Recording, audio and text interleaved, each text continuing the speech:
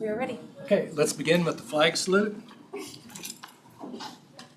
I pledge allegiance to the flag of the United States of America and to the republic for which it stands, one nation under God, indivisible, with liberty and justice for all. All right, welcome everybody to the June 24th Marion County Commission meeting. As always, we begin with public comments. I'd like to make cover two issues before we begin. Number one, public comment is for members of the public to speak and give their thoughts or opinions. It's not a time for discussion or debate, but a chance for you to express concerns. Any questions submitted, we would like to have the appropriate staff members make a written response so you get a full and informed response. The second issue I wanted to bring up was last week I did promise Tom Britton to give an answer to his question, so I'd like to address that first. Tom?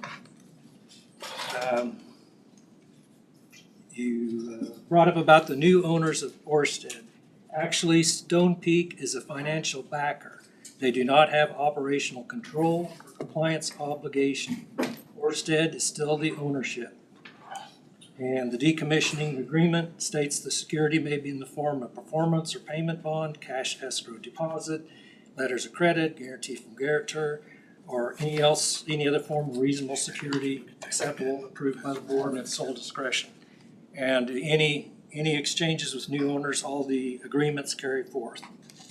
The second question is, why are there no culverts and urban access roads near Tom's house? We really need to know the location. We haven't heard from any other landowners.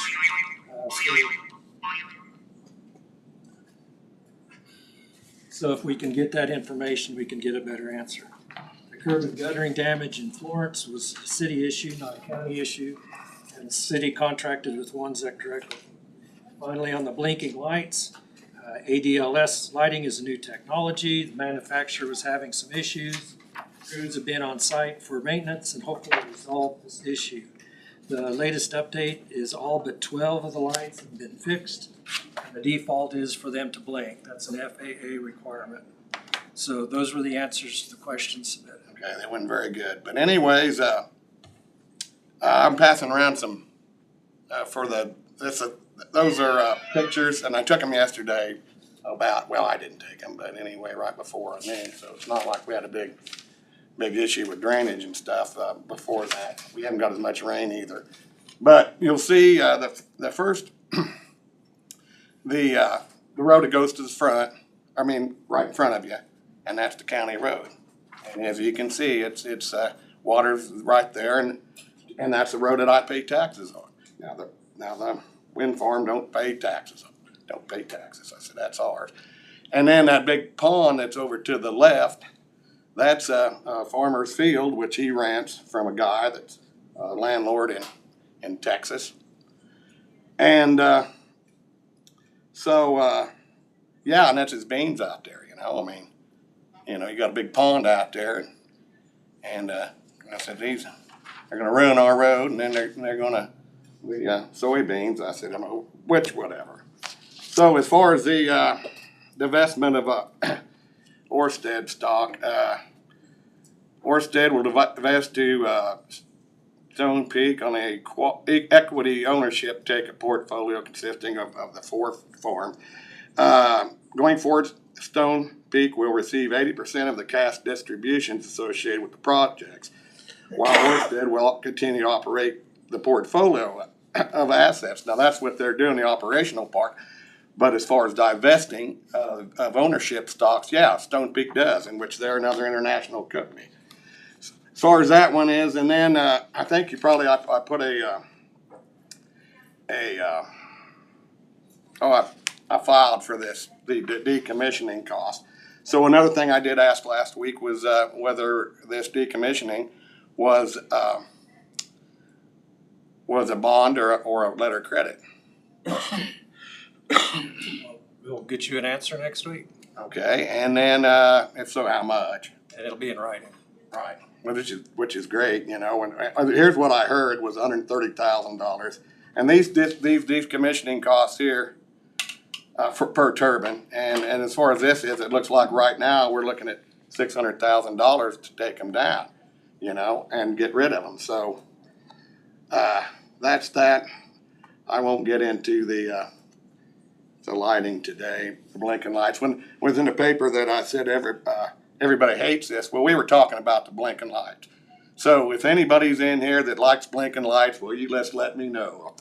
Show of hands or whatever. Thanks for your time. All right. Any other public comments? When it comes to these wind turbines, do you guys ever discuss the pollution from them and the wildlife, nature concerns and everything? Could you state State your name for the record, please. Oh, Tom Forrester. We have people online now. Yep, the Planning and Zoning Organization has gone through all that, held public hearings and studies. And you're okay with all of that? And approval, yes. All right, any other public comments? If not, we'll move on to agenda approval. Any additions to the agenda? Not seeing any, agenda's approved, and we move into administrative. Ashley. Okay, I have the minutes of June 17. Okay, commission has had a chance to review the minutes. Any additions or corrections? Motion to approve. Motion by Commissioner Garing to approve. Is there a second? Second by Commissioner Becker. All in favor say aye. Aye. All opposed nay. Motion carried 5-0.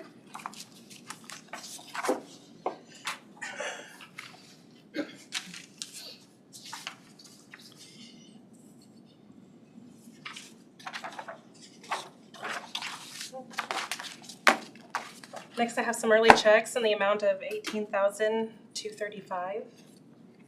Any questions on the checks?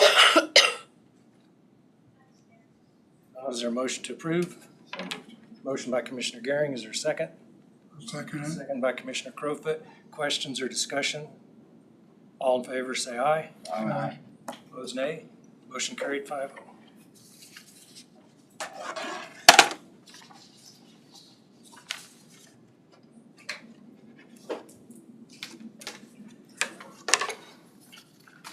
I did have one question. When is that landscaper scheduled to start? We don't have the date yet, but it should be during July.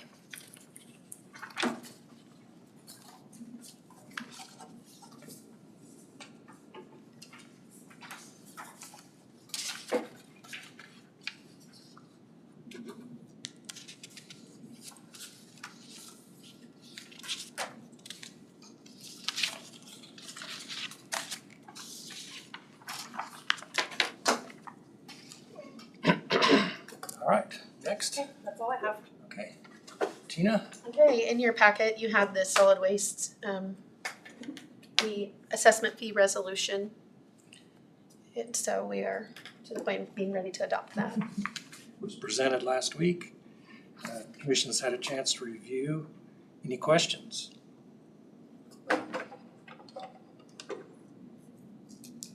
Not seeing any. Is there a motion to, what is the resolution number? 2414. 14. Is there a motion to approve? So moved.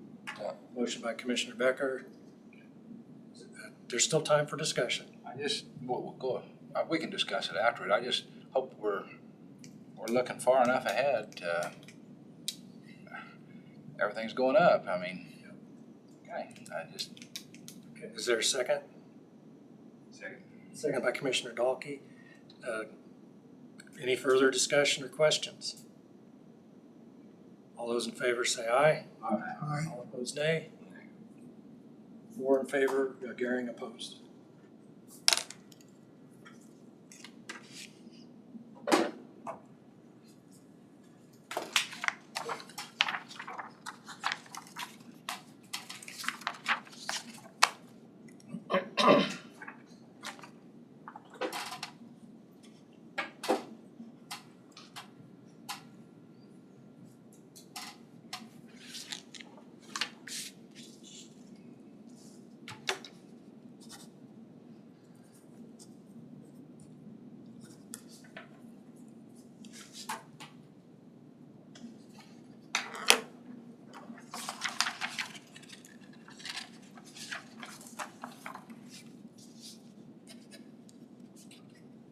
talking about transfer station there. Geez, I just come from there and very pleased with the attitude and service that I got there with. I just brought a load of stuff in and it wasn't the pleasantest stuff, but very nice attendance and attitude towards helping the people. Good, that's good to hear. The floor is all clean Saturday. It was still fairly clean. I mean, everything but the mattresses. Yeah. Just for your information. Very dry. Just one matter, since you brought up the transfer station, we still don't have a quote on the repair of that push wall yet, so we're trying to get that. So, in your packet, you had a work approval request to remove 3 trees here on the courthouse grounds. One of them is a catalpa tree that's right by the annex, right next to it, and it's we had a tree company come to trim it, but it is in really bad shape, so it needs to be taken out. And then the 2 trees that are closest to the sidewalk on the west side. One is just north of the main sidewalk. It had a big part that fell down, I think it was last year during a storm, and we've known for a while that it's not in good shape. And then the one directly south, which is pushing out on the retaining wall over by the annex. And so these are quotes to have those removed and have the stumps removed also. They're gonna grind them out, stumps? A couple of years ago, one of them trees dropped on that line. It's this one, one of the ones we're having this, yeah. And you might remember, I think it was last year, we had its twin, which was on the north side of the sidewalk. We had to have it taken out because it was hollow inside, so. Needs to be done. Is there any recommendation of a reason not to take the low bid? I don't have Is that a county employee? yes, So you have the needed insurance? yes. He does it as a business on the side. But I'm comfortable with you taking either one of these bids. Aesthetic Tree Service is the company that we had come and do the trimming recently. So, and I believe they're the ones that took out the tree last year. So I'd be comfortable with either one. If you're uncomfortable with awarding that to a county employee, then we could certainly go with the other. They're very close. If you run another business, I don't have no problem with it, but I just wanna make sure that he's a public business. Right. Not just bidding on this job. And having the insurance coverage. Insurance, yes. He does have an EIN number. I can double check all of that and just make sure. I haven't specifically seen it myself, so I will ask. Any other questions? I move to go with the low bid pending that it's an LLC, S Corp, whatever. And if not, move on to aesthetic. Okay, we have the motion from Commissioner Gehring. Is there a second? Yep. Second from Commissioner Dalkey. Other discussion or questions? All those in favor say aye. Aye. All opposed, nay. Motion carried 5-0. Okay, we'll get that documentation and move forward regardless, one way or the other.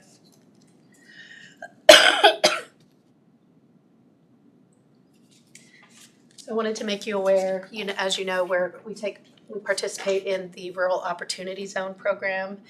And Marion County funds 3 individuals, and it's a 5-year period of time that we fund those. We pay those loans for those 3 individuals for. Anyway, the state of Kansas apparently must have had some extra money in that area because they want to send grants to all the counties that participate in a rural opportunity zone.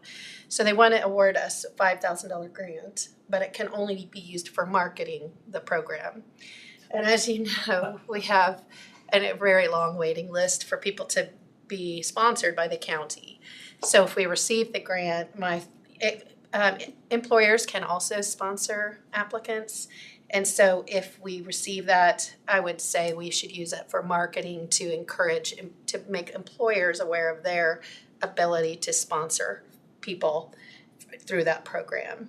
But we definitely wouldn't, I wouldn't recommend that we market it as the county being a sponsor because we don't have enough slots to make that worthwhile for folks. So anyway, I just wanted to make you aware of it.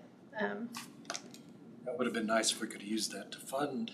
Right, if we could have funded an additional person or, but no, it's specific to marketing the program. And there was no application, they just said, we have this money, we're gonna send it to you, so.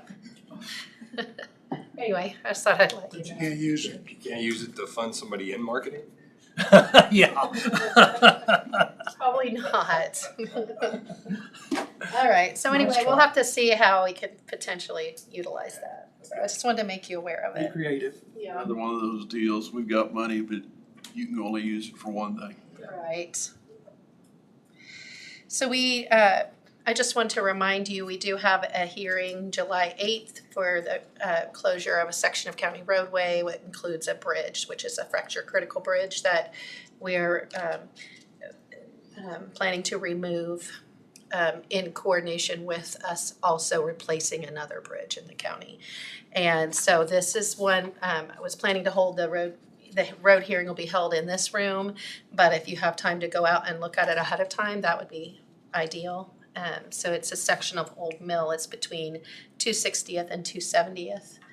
And it's the northernmost bridge in that section, so. But anyway, just another reminder, that's gonna be July 8th. Okay. Right in our meeting or? Yes, 1 o'clock, I believe. It'll be on the regular agenda. I think it's at 1 o'clock. Make sure there's plenty dry before you go look at it.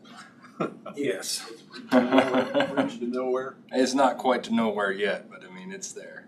So there is a little section of the road on the north of that'll be left open for access for fields, and then on the south side too, so.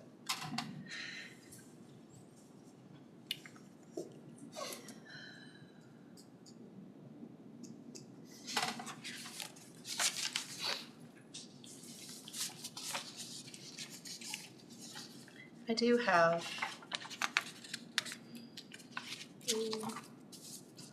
most of the rest of mine will be in conjunction with other people coming to the meeting. So I don't know if you want to do the property acquisition executive session, since we're running a little bit ahead, or We've got 10 minutes. How long do you need for property acquisition? 10 minutes should be more than sufficient. I move that we recess to executive session in order to discuss property acquisition pursuant to KSA 75-4319B. Number 6, preliminary discussion acquisition of real estate with the commission and Tina for 8 minutes. That'd be from 12:50 to 12:58. Second. Second by Commissioner Garing. All those in favor say aye. Aye. All those say nay. Motion carried 5-0, back at 12:58.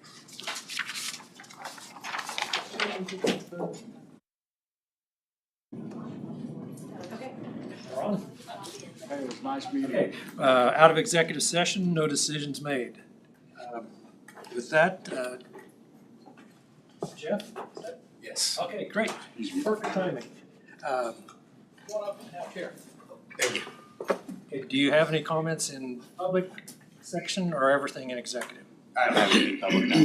Okay, then I would move that we recess into executive session in order to discuss pending litigation pursuant to KSA 75-4319B.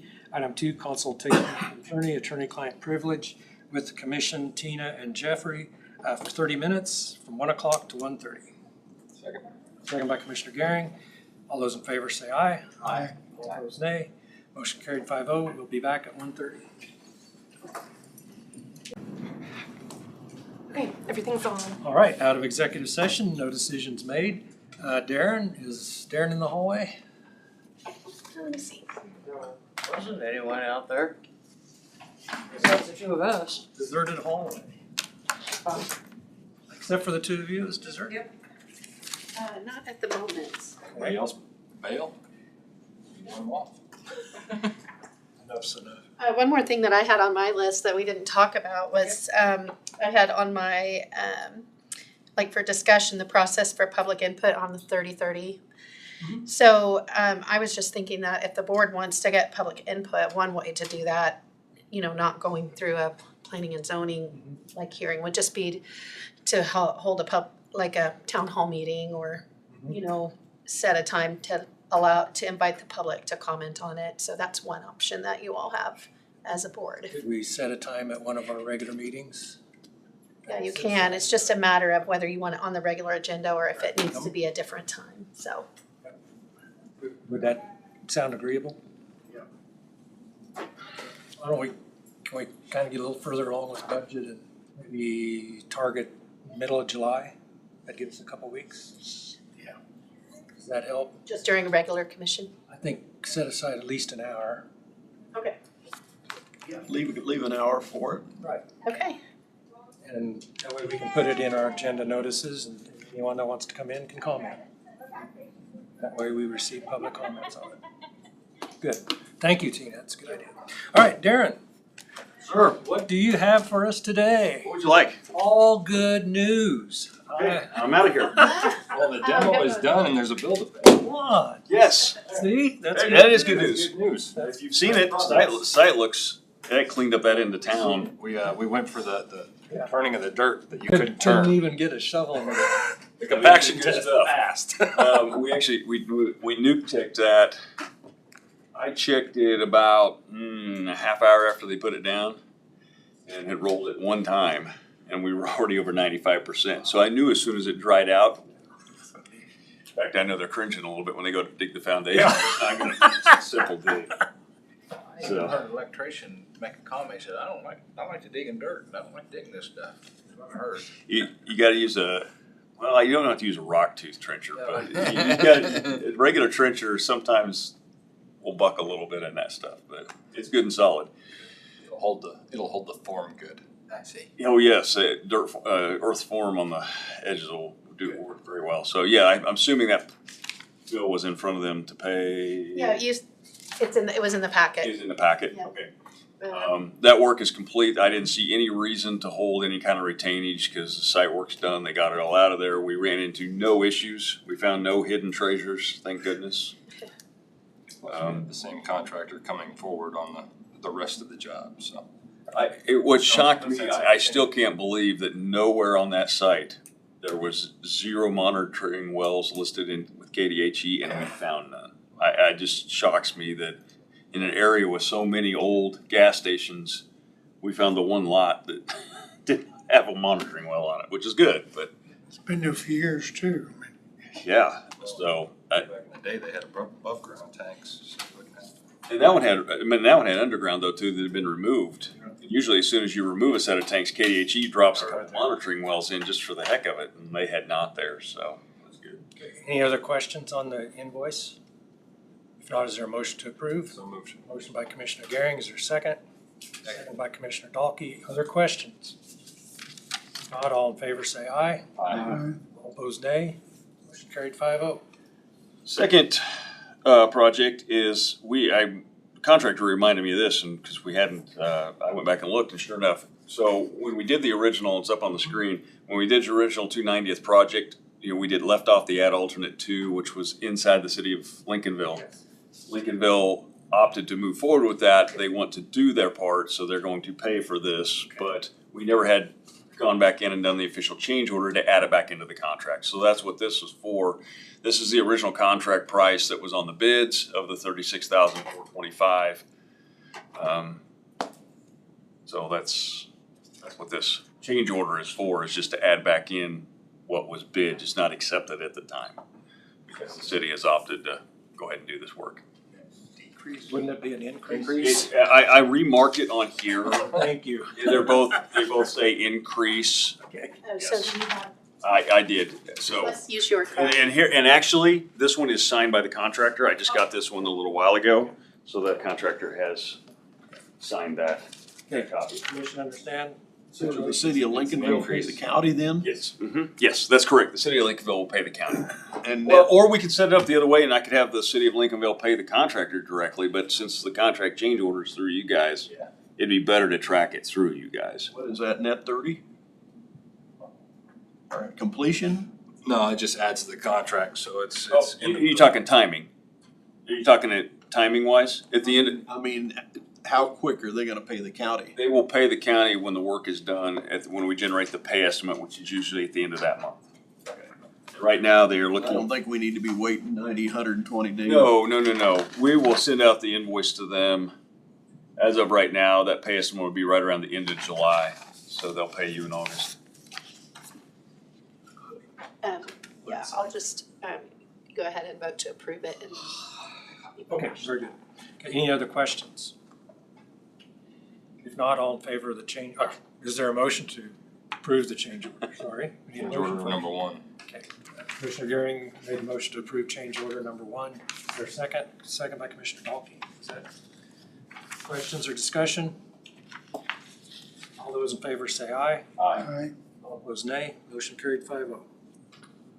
Okay, and then give you an update on that project up there on 290th, well then, which leads into the other asphalt jobs. So Donlinger has had a little bit of equipment problem, but the bigger problem has been getting cement trucks to deliver to the site.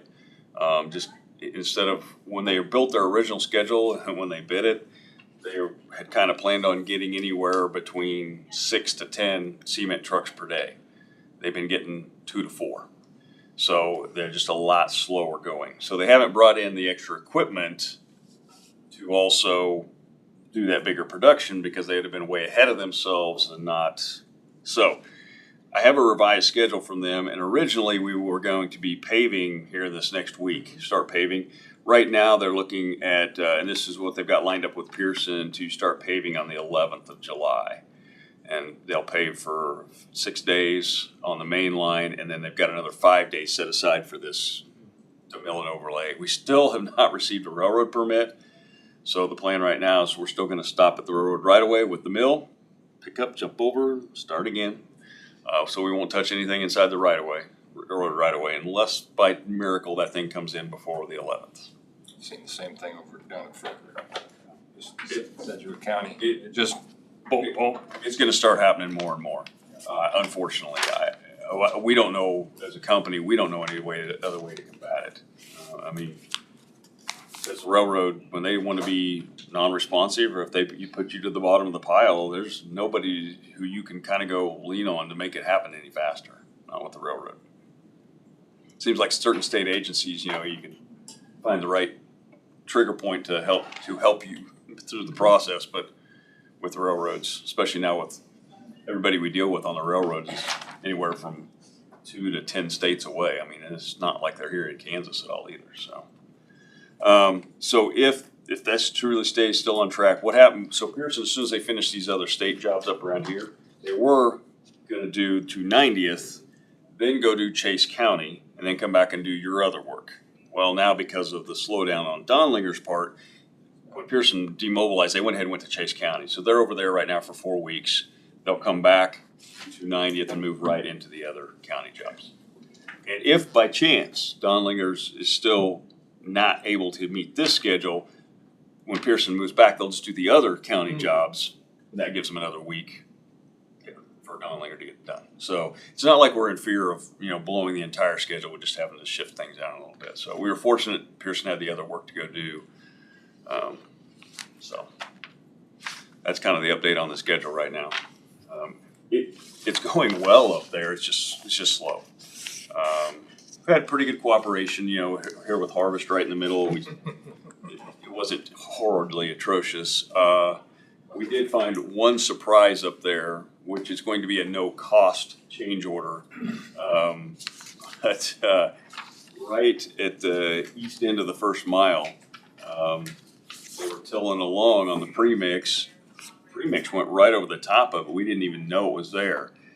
We went back through and we were starting to mix in the cement, and all of a sudden the mixture started jumping. I mean, thunk, thunk, jumping out of the ground. So they brought the grader back and they started grading the area off. There was a low water crossing underneath the asphalt. It was about 12 inches below the asphalt, so we were hitting it down when we were mixing low. Turned out to be 14 feet wide, 540 feet long. 6 inches deep concrete. But that mixture, being that deep, couldn't break it up and chunk through it. So Don Linger is hauling it. We got with Steve, and we're hauling it up to that same site where you guys already have the pile. They're hauling it out. In fact, they're doing that today. They started on it today. They're going to haul the concrete up there. Well, to fill that void in, all we're doing is the 3-inch trimmings from all the rest of the road. Instead of having to haul it clear up there, we're just putting that in there. Then that'll get mixed in. So it was actually material-wise, it worked out fine, no problem. And they didn't ask for any kind of cost change to remove that concrete. So just ask for some extra days that we'll add on at the end of the project. Water crossing instead of a bridge. Yep, 540 feet long. There's a lot of water goes through there. Hell of a base. We talked about trying to figure out a way to maybe try to leave it. With it only being 14 foot wide and our pavement's 20, and it wasn't exactly centered, you guys would have not been happy with me when a year from now we'd have had half the asphalt. Because there's no way we could have got that base on those wings or the outsides as solid.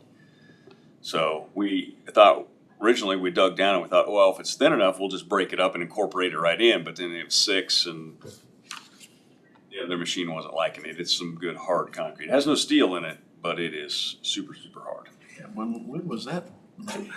It's been in there a long time because, like I said, all that asphalt was over the top. It was not poured. You can tell by the surface. It was not poured with any kind of paver. It was all hand poured. Wow. Because there was nothing. In fact, it looks like if it was even dumped out of a truck or dumped out of a hand mixer, it was just barely thrown out there and probably 2x4'd off, and that was it. Because there's nothing uniform about the surface. So. But the rest is going well. The rainfall hasn't been an issue. No, the rain hasn't impacted them at all, other than just the timeliness of. We know rain's coming tomorrow, so we can't order cement for tomorrow. And if you weren't on the schedule for the next day, or if you were for 10 trucks, and now, it's Scheduling. Yeah, it's all the scheduling with the cement company and the trucks. That's where all the problems have been so far. But they did bring in a second crew today, like I said, to remove that other thing. And they also said they think, we'll see what happens tomorrow, but they're supposed to be back on a 10 truck schedule tomorrow. So if they can have this next week of 10 truck days, all of a sudden they're going to go, they'll go really fast again. So. So back to the 1220 East Main, the site over there and the grade. Was there an issue that had come up with the elevation and the neighbor over there? So it's not really, okay, so the problem is not what we have caused or anything else. It's just the way things lay in there naturally. And when we went to do the finish grading, none of the water off of the 1220 site as designed will flow onto the neighbor. Right now it does a little bit because of the side slope off the building pad that won't be there the same way when we're done. So what we talked about on site was Nelson Fowles will put in some extra fill because there's also going to be some potential changes on the fitness center building that would necessitate this exact same thing happening anyway. And so it's kind of a conjunctive, both working together to, and it's really because it just kind of puddles right there. There's an old concrete slab on their property that those big rock that set out around their building set on. So we didn't want to move it because we knew we'd disturb the rock. So we saw cut back on the property line. Well, if we could have removed that slab, none of that water would have ponded at all. And it was ponded about an inch deep. So when we're all done, none of the health department water will ever leave the site except for onto public right of way. But there's going to be kind of a grass rock area in there where, things can kind of flow wherever they rain. So that's going to be kind of fixed so that nothing will ever run towards the fitness center building. It will run either back into the back grass or most of it will go out front to the street. So. It looks like we would, to do that, we were thinking about having to put some AB3 or something in there. Yeah, it could be anything down low. And then I don't know, we've talked both ways on whether we're really gonna grass that or whether it's gonna give you kind of rock around that anyway, but just some AB3 type material, we'll be able to build that area up. The way it looks right now, from the way we looked at it the other day, it looks like that we're up here and they're down here is what it looks. That's what it looks like. And so, and also just to give you an idea, when we set the finished floor for the new health department building, we actually set it halfway between Davy's shop building and the fitness center. So compared to the fitness center, it looks like it's up here, but when we get that finished floor in, you'll notice we're still below Davy's shop. So we just kind of followed the natural landscape of that area. So Top of that, your water runoff, you're catching that whole lot over there to the fitness center. When you finish, you're gonna have a parking lot, curbs, and that's gonna catch a lot of that. There won't be curb, but on our new lot, on the health department lot, it's all shaped to run towards the street. Valley, the way I. Yeah, and so when you're standing on Main Street looking at the new fitness center, so it'll kind of look like this. The parking lot will go down just a little bit to where the driveways are, and then it'll kind of come back up just a little bit in the middle. So any water that sheets off of the parking lot of the health department will actually funnel to 2 points that come right out the driveways. And the building all itself is piped, and all that roof drain will go underground over to that ditch east of the fitness center. So we won't be draining anything directly onto them. It's just that kind of that little buffer area. And what we talked about doing with it is we'll taper the fitness centers, slope it down just a little bit away from them, and then coming off the side of the health department parking lot will be sloped down like this. So there'll be kind of a little swale kind of between the two. So anything that does land in that grass area on a rain will swale out and really not be on either and go out to the front. I think by the time you get it all finished up, Yeah. and that stuff's gonna fall both ways, it's gonna look all right. What's kind of deceiving is if you drive by there, on the side of the fitness center, about halfway up, you'll see an orange stake, orange lath, and there's a little orange pin. The top of that pin is top of concrete for the new health department. And it's roughly this high, much higher than the fitness center's floor. So we're 6 inches above them is what finished floor is. But if we did cause something, I've said maybe bring it to you guys, you'd have to vote on it, but we pay for the rock to go in between or whatever to get the. I think really it's something that I don't think any of us want to tackle right now. It's more, hey, we need to get the building pad in and get some of that site concrete in, because then we're gonna know exactly more what we need to do to shape to make sure there's not a problem for Is anything. there any potential of using some of, like for the footings? Well, that's what me and Cody talked about too. Is we're gonna have to haul off all the spoils. we're gonna need a little bit in the backside, because if you go up there and look right now on the backside where the generator pad and the air conditioning unit pads sit, right now we're kind of sloped. So we're gonna have to put a little bit of those spoils back in the back just to create a flat pad for those. But then we're still gonna have a lot more. And that's what I said too, is hey, I told Cody, I said, just keep that on site, don't haul it off yet. And then that way we can use it to feather up around like that. Very good. Yeah. Because that stuff, like it is now, it'll pack in so hard that That's amazing. get it a little bit wet and then let it set and yeah. Thank you, Darren. Any other questions? If not, thank you. I think you really gave us a good update. There's no bad news. I'm glad you didn't take it that way. There's changes, There's always changes. So. but you found solutions. We have, and I was, like I said, I was glad Donlinger proposed a no-cost change on that, taking that low water crossing out. Like, so all they asked for was another couple days on the end of the contract. So What a good solution. We've done enough projects now that everybody understands contingency a little better. well, in this case, we didn't have to contingency in any funds, which is nice. Yeah, in this case. Yep. This is Oh, I'm sorry. I'll let me introduce while he's here. Lane Milholland, he's another engineer we just hired, brand new college grad. He's on with EBH. He's shadowing me here for the week. He's going to be in our Great Bend office. But what we've done is he came on board. Well, he interned with us last summer, so he was actually out on the Kansas Road project helping construction stake that job, so he decided being out in that heat wasn't the best thing in life. You gonna go sit in on the county commission meeting? Sure, I'll go. Sure, I'll go. Yeah, the air conditioner is nice and cool in there. So a couple weeks ago, he was out in our Cimarron office last week, our Goodland office a couple weeks ago, Cimarron office last week, and now he's here with me this week just to continue to see how each of us, do stuff like this. So Very good. So he originally grew up from Hoisington, Great Bend area. So once again, rural Kansas kid, but we have had the fortune of getting back. That's right. So See, what happens is when you get more years in, you get to wear black, but right now we get green. we just get okay. So we've been. I don't know if that's a blessing or a curse, especially on a day like today. I think I prefer the We're green. getting a hard time because the last couple of weeks, so we do Wednesday morning Teams meetings, our whole company, all the project managers, and so we're on live and we can see each other. The last couple of weeks, he's just happened to wear the same colored shirt as whatever office guy he's sitting in with. So we're going, man, he's just trying to kiss up. So I guess he got that memo, and I said, I'm going to make sure I don't wear the same as Darren this week. So. Thank you for coming to our county. We appreciate it. Yes. All right. If anything else comes up, let us know, and I'll keep you guys informed as much as I can. But Appreciate it, Derek. otherwise, it seems like we're moving Thank you. along. Good to meet you. Nice meeting you all. Good luck. Did you take a copy of that, or do I need to send you one back?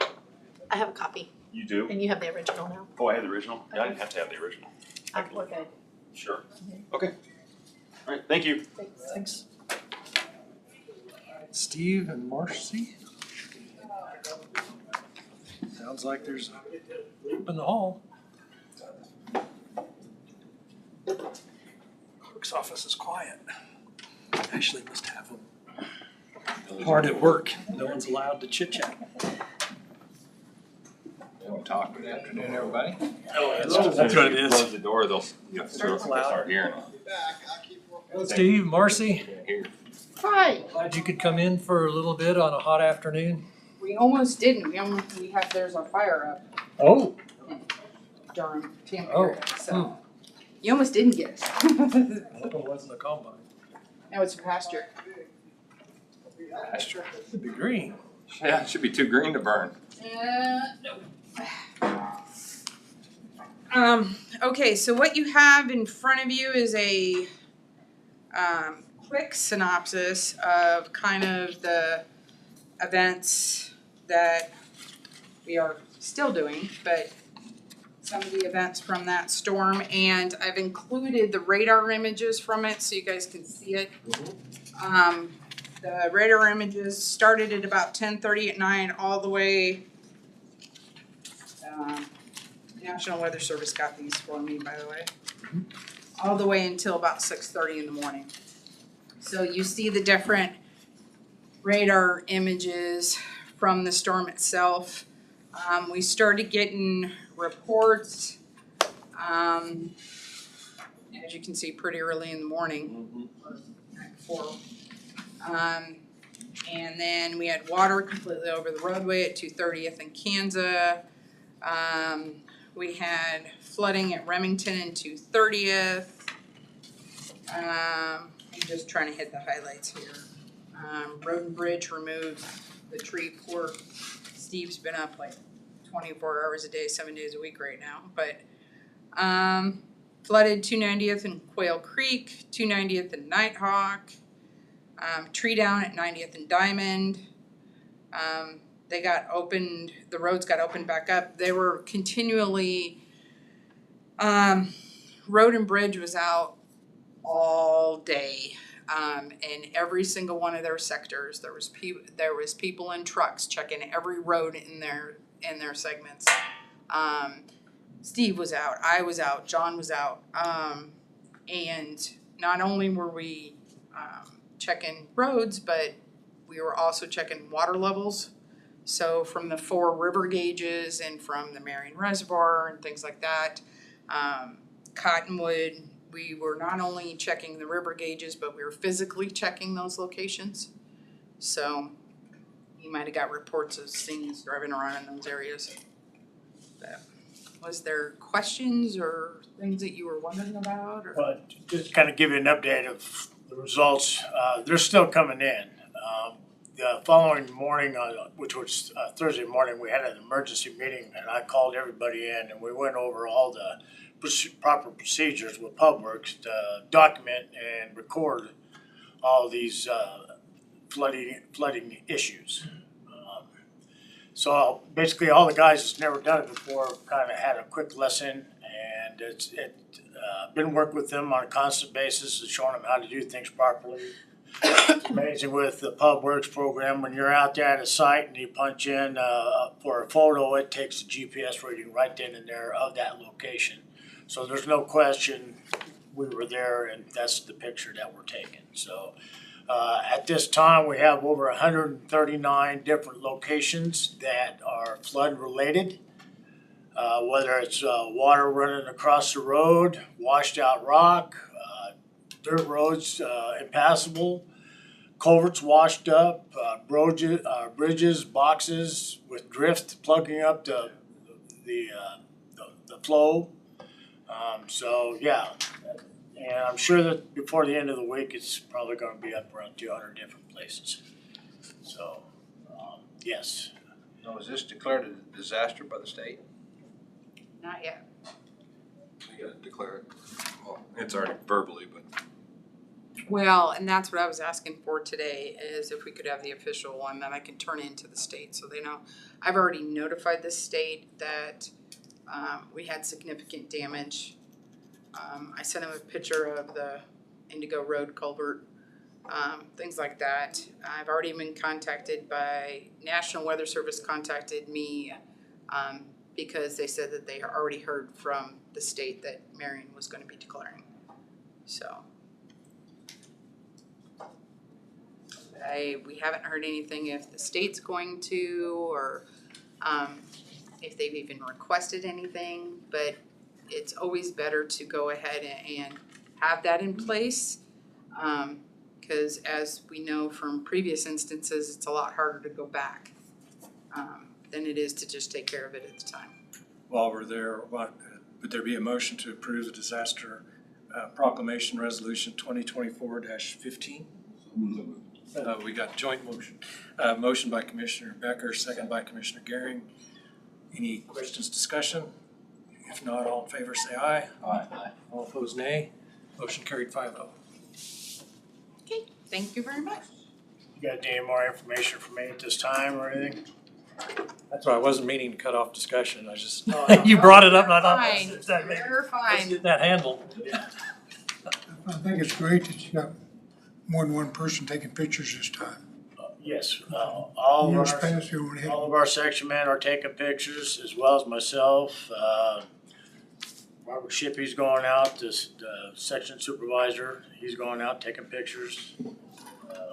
Yeah, when I said 139, that's 139 documentations with photos. Yes. And I'm sure, like I said, I'm sure there'll be more. Used to be this one guy did that.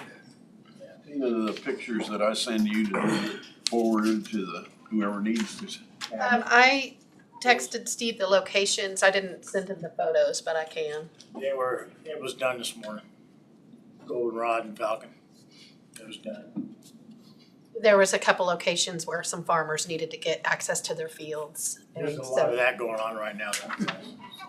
We're trying to accommodate them. I mean, naturally, a washed out gravel road takes a little bit more priority than somebody getting their fields, but at the same time, we try our best to get them so they can at least operate and get their crops harvested and so forth. So we're kind of lucky that half the people have already harvested, and then there were some of them that were unable to, but yeah, the dirt roads really took a hit. I've seen just some pretty rough ones, so. Well, and I think that no matter, we're gonna spend some extra time, maybe they won't do that, maybe they won't have a declaration for that, but in the past we've missed some, and I think it's getting prepared for emergency management puts them out there, they pass them down quite a bit, but we've also gotta know how to answer their needs too.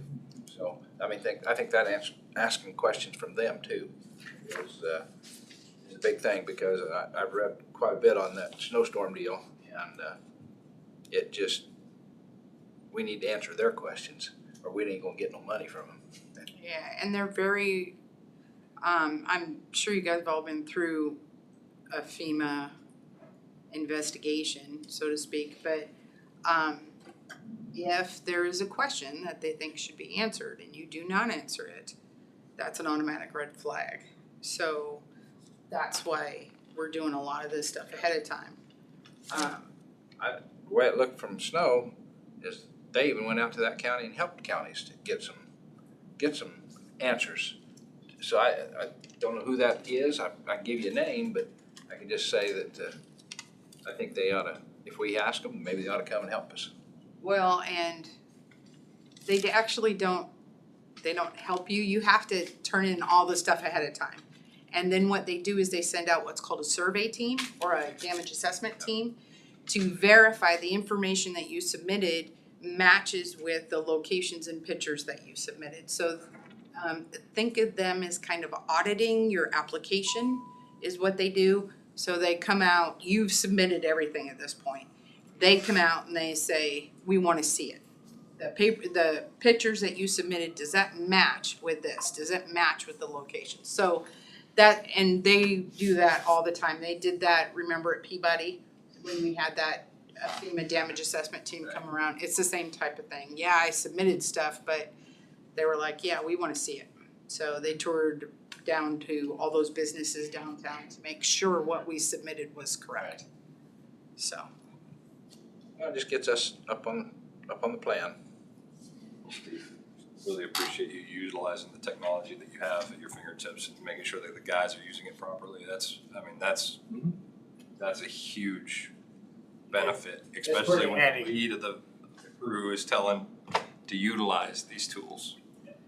A lot of them, some I turned the computer on, basically, but anyway, yeah, I mean, we had a quick meeting about it, and we did step-by-step instructions on how to get to it, and surprisingly, some of the ones I thought would never get it are going right through it, so that's great, you know. Training and education is Yeah. good. And it's great using that app or whatever program, whatever you wanna call it, to kinda, it helps me delegate where, put things at, so it's a good thing if we utilize it. So, and we're all learning something every day on it too, it seems like. So, anyway. All right, well, very good. Again, thank you all for your hard work during the storm. It seems like one after another, and either one end of the county or the other. And appreciate all the work to keep everybody safe. Maybe in 3 years, we'll get a little money. That was the 2019 one. I think it took Well, till 3 years.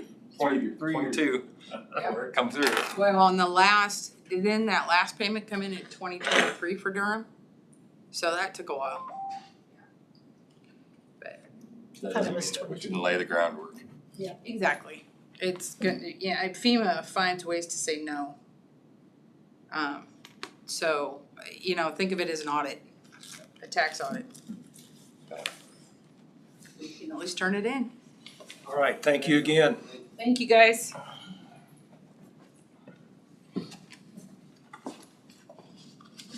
Okay. There's your Crowfoot resolution. Hi, Chuck. How we doing? It's nice and cool in here. It is nice in here. Hopefully there aren't people outside having heat stroke or stress being calling you. On wood. Keep everybody hydrated. We've been doing pretty good today, so hopefully the trend will continue for the next couple hot days. All right.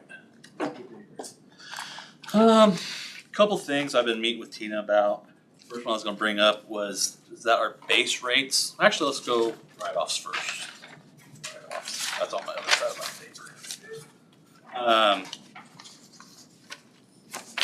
That's our quarterly time. These are bills that have been delinquent for the last 2 years. There's been no contact, no payments made. I'm asking to report off the $9,418.90. Okay, commission have any questions on any of the write-offs? Over 2 years, you say? All of them? 2-year statute for collecting has expired.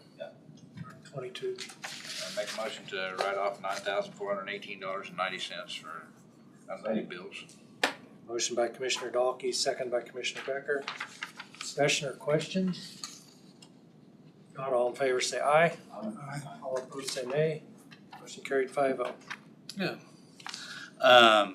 The next topic I wanna bring up is our base rate, what we actually charge for the ambulance, rides or patient care reports and all that good stuff. They have not been touched since let me rephrase that. In 2021, the base rate went up on ALS charges for emergency by $50 and BLS emergency by $50. And ALS 2, which is there's multiple medications, a very severe patient, that went up by $100 in 2021. The reason why is that we were no longer able to bill for itemized supplies. So $50, $50 and $100 markup in 2021 from 2016's base rate. So really the base rate hasn't been touched since 2016, and I'm requesting with the cost of supplies continuously going up, inflation, our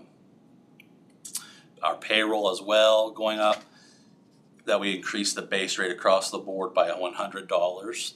And then we also, the mileage hasn't gone up since 2021.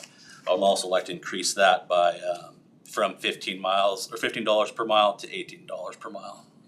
I appreciate you putting in the area averages. Mm-hmm. Last year, that helps us out a lot too. I'd be happy to answer any questions you guys have over that. Questions? That's a long time to go without me. I know it takes a lot of money to run a department, but well, I just fight raising anything in this inflation that we're facing. I mean, you're probably right. It probably needs to be raised, but then the charge-offs are gonna go up too. When I spoke with Jamie about the charge-off, she mentioned that in her history of working here that we're within $100 of mandatory write-offs for Medicare and Medicaid. So when it gets that close, she says it's usually when we do an increase, and that's why she brought it to my attention, and that's why we're kind of here today and talking about it. So, going through all these things with the agreements with the hospitals, is this stirring a pot we don't need to stir? This has nothing to do with the hospitals. This is just public patients 911 calls. It's typically, majority of this bill is probably picked up by insurance. Most of it, the delinquent bills are either non-insured individuals or people that have, an issue what we're running into is people having a Medicare Advantage plan.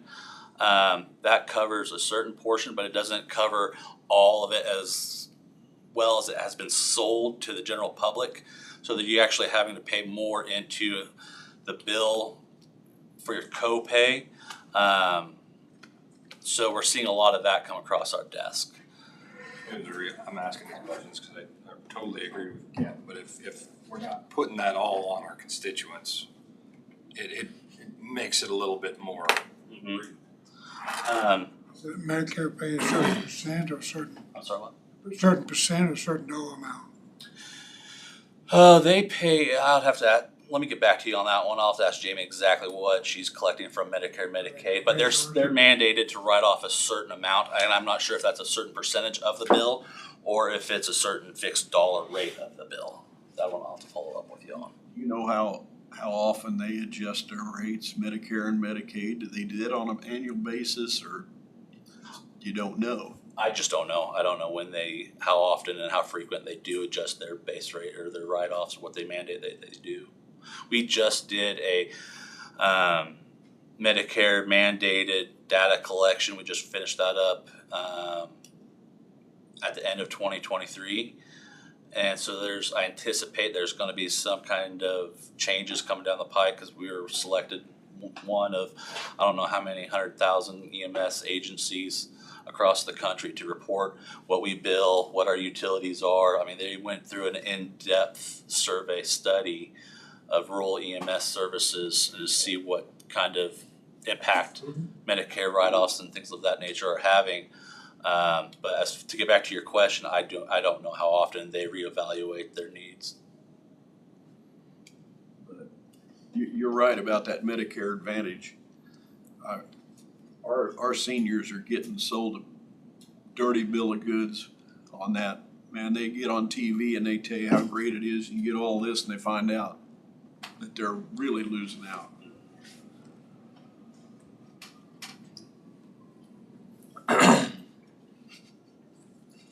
Action on that. I'm wondering, Is that administrative or is that?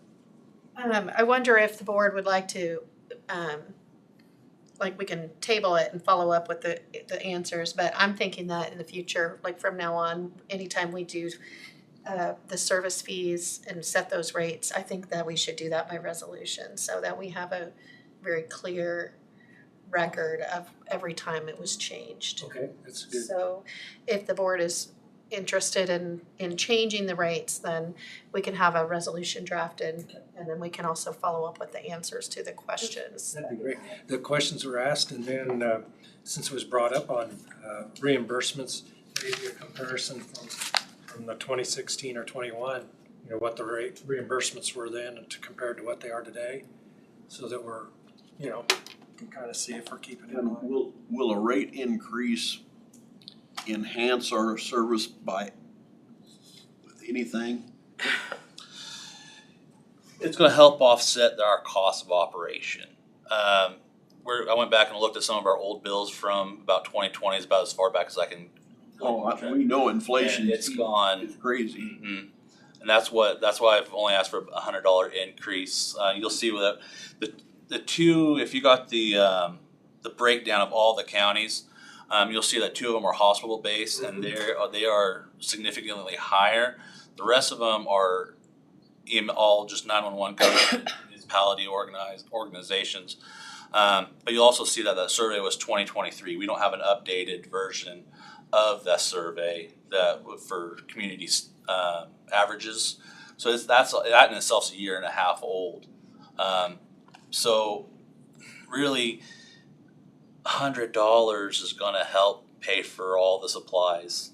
It's just it's basic cost of business. Cost of business. Okay. Just a lot of times when we're talking about government, it always the 3-letter word pops to my mind. Yeah, and I mean EMS is a unique situation. It's really unfortunately, I don't like to say this, but it's a business-driven department. It's a little different than assessments. Mm-hmm. All right, we'll plan on looking at that next week. Does anybody have any objections to any piece of the proposed fee structure in particular? I'm just gonna have to accept whatever someone shows us. I mean, that's. Just wonder, it's too bad that the area averages weren't more up to date. And that's why I wanted to. And you could just set your standard to stay with the area What our average. neighbor's doing. I don't know what Harvey County's doing. What their rates. We can try. I mean, I could try to see if I can't get some more updated ones. This one was just ones that were they go around about every 2-3 years, and just a couple secretaries kind of get together and talk, and I can try to see if I can get some more accurate numbers. But I still feel that since 2016, cost of doing business has. You've made that point. It needs to increase. It just wondering what would be a standard. So Could you get the cost of EMS fees in Dickinson County from the administrator? I can reach out to John. So let's maybe regroup, check, and let's talk Wednesday, maybe go with, check in with all the neighboring counties for updated numbers. And then that Medicare percentage that you asked for. I don't think there's much appetite for increasing it more at this point, but I guess the information would give more justification for the increase. The next topic I'd like to talk about is many years ago when Florence dissolved their ambulance service, they gave over their ambulance and a rescue truck. That rescue truck has been on our payroll since, On our inventory. oh, I'm sorry, on our inventory. It's a 1989 Yeah. Ford or something. Yeah, it's an older pickup. Since 2009, we haven't done maintenance on it. The city of Florence has performed all their annual maintenance. What I'm asking for is, I went to the fire chiefs board. They are willing to accept it. That Florence just take possession of it. We take the title off and just hand that over to the city of Florence. The fire chief's willing to take that on. The fire boards, or the Fire Chiefs Association agrees that that's fine. I just need the board's approval to pass that on. And here's the truck. 89. Other questions? So moved. Okay, we have a motion by Commissioner Goering to accept the EMS Director's recommendation that the Florence Rescue Vehicle title go back to, is it city or? City of Florence. City of Florence. Includes all the papers and everything with it. Yes, yeah, well, it's their property already. We just had the vehicle itself. So they've have all their equipment on there that they've gotten over the last year, several years, since 89. Second? Second. Second by Commissioner Crowfoot. Questions? If not, do you have a question? I don't want to cut. Okay. All in favor say aye. Aye. All opposed say nay. Motion carried 5-0. Next topic, I'll need about 15 minutes. Yeah, that should do. I have an applicant I'd like to discuss with the commission, a paramedic applicant. So it's for potential candidate for hiring. What would that be? Personnel hiring. Okay. So that would go under personnel matters, non-elected personnel. Yes, correct. I move that we recess to executive session in order to discuss personnel hiring pursuant to KSA 75-4319B. Item 1, personnel matters, non-elected personnel, with the commission, Tina and Chuck, for 15 minutes, 2:20 to 2:35. Second by Commissioner Goering. All those in favor say aye. Aye. All opposed nay. We will be back at 2:35.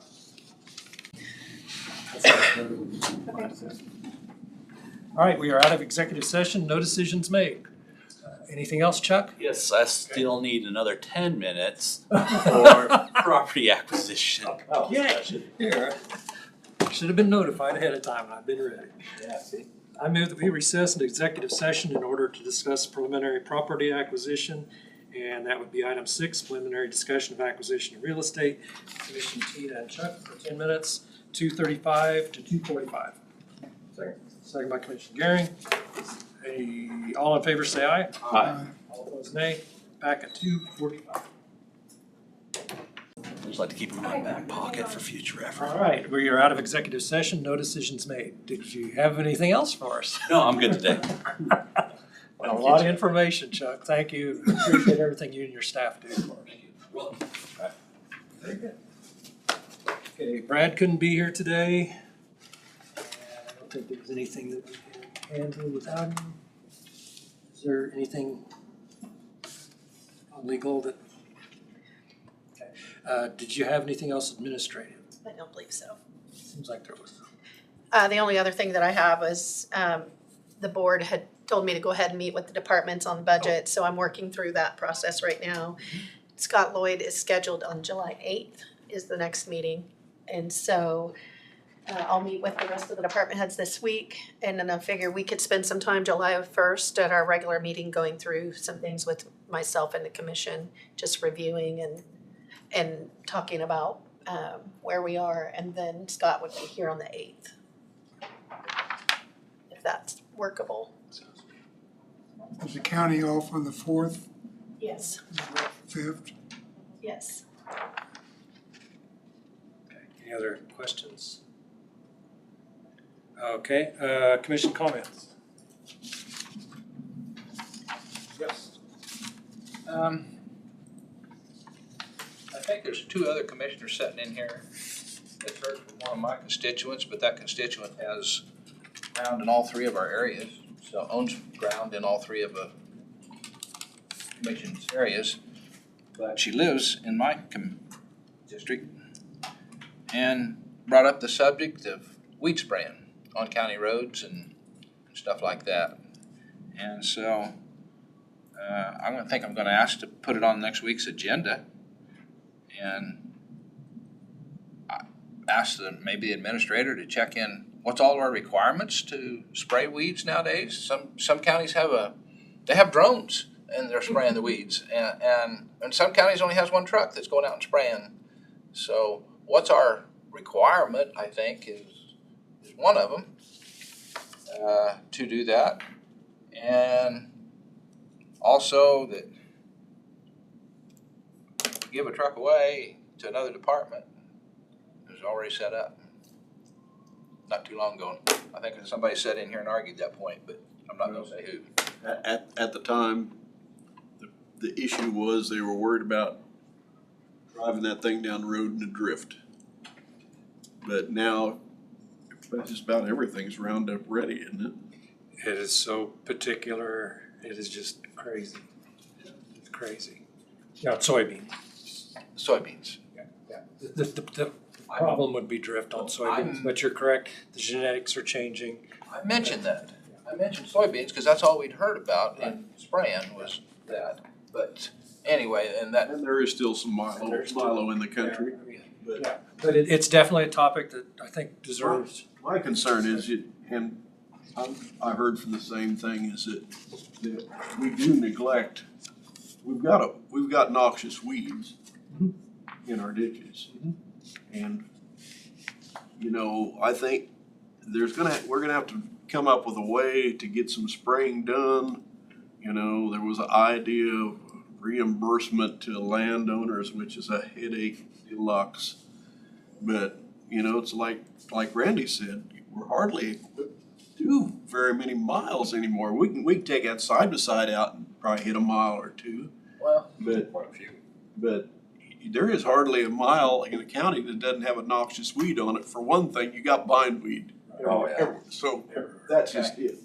So while the conversation was going on, my mind's turning. We got a truck sitting doing nothing, 3/4 ton truck. Used to pull the green trailers around, the dumpsters around, 3/4 ton. There's a company sitting right down 10 minutes south of Newton that'll put any kind of sprayer on the back of that truck that you want and go down the road and spray. And it's a matter of putting a unit in a truck. I don't know, 250 gallon, I don't know what a 3/4 ton truck would hold, but it is possible to get ourselves up and running without that big truck. We might have to have more water sources because of that was the reason for the big truck to have the 500 gallon tank, so you can spray all day or a lot of the day. I don't know how much they did spray. So, but anyway, it's possible, and I think we need to talk about it. So, Agreeable to put that on the agenda and find out what the rules are for us. Would you like another week? Although the next week is 2 weeks. Okay. Yeah, 'cause So I will say, there was a period of time that we did not have staff to assist with that, and that is being transitioned now. So there is staff training on spray right now, on spraying, utilizing the pickup that we already have. So that is in process. They were also out working on musk thistles, I think it was last week. And so, pickup that's already set up. yes, that's right. Yeah, but nothing about another one. No, but I mean, if you decide that you wanted to, increase, we only had Josh, and then with all the issues we had at the transfer station, there was a period of time where we weren't keeping up with. And this person understands those troubles, and that's why they said, we'd just like to think about it and talk about it and work towards something. So all I'm saying is, if you're wanting to do that, that's fine, but then you also have to staff that. So that means more personnel, which means an increase in the budget. Well, I think that's why budget's right there, so. Okay, so that's, What's it cost? There's been a lot of talk about but it. I did want to at least let the board know that that has been discussed and there is progress as of this last week. And I think that update will be useful to us. Yeah. Know what is happening. Okay, other commission comments? I just want to give one piece of good news. We had our meeting with the juvenile detention facility last week. Just a model meeting. And in fact, author of the letter wanting us to change our funding formula, seconded by motion to keep the funding formula the same. So, Didn't that happen once before? yeah, but we'll see, our next meeting's in August. It's like someone else said, we'll see what happens in August. But I thought you might appreciate that. Went very well, very productive, good questions, good discussion, everybody respected each other. So, I think my hope is the letter helped. All right, if there's nothing else, payday is Friday, the 28th, 9 o'clock. And then the next meeting will be the following Monday. I see land bank is on there, but we are not, are we? Oh, that's what, I guess we need to decide. How much business do we have? Only business I would know of would be the approval of the minutes from the previous. Would you? What you think about it? John Honors Field. Thursday. I know we need to have, The we need to have a meeting at a certain point, but I mean, Can you cut that calendar back down for a moment, please? could we have a 12:15 27th. Okay, meeting? That's a good idea. How about we'd move the land bank meeting to 12? 12:15, Okay. so we can at least Approve the minutes. say as an Set up organization. for the next one. That work for everybody? 12:15? Okay, let's go for it. So we'll have the land bank meeting 12:15, regular meeting 12:30. A lot of budget discussion with Tina, and then the following week is when we meet with Scott Lloyd. Yes. All right, any other business, comments? If not, I move to adjourn. Second by Commissioner Garing, all in favor say aye. Aye. All opposed nay. We are adjourned, thank you.